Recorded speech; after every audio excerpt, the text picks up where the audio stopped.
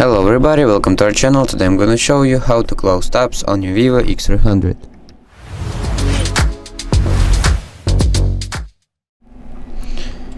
If you want to close tabs, basically the apps you're not using in the background, it is very simple, trust me. You'll need to click this button right here and swipe up like this, or click this button to close all the tabs. Or if you have not buttons but a swipe right here, just swipe up like this and then do the same thing, just swipe up those apps up, or just click that button to clear all the tabs.